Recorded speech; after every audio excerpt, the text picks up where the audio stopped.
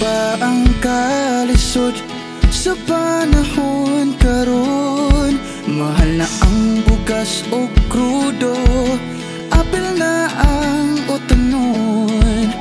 Samot kung magsakit, kisabay pwedeng duulan. Estudyanteng naning kamot para lang makahuman.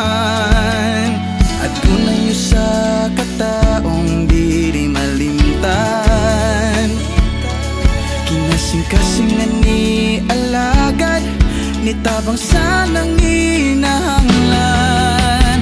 At umubanay si Joman Alba,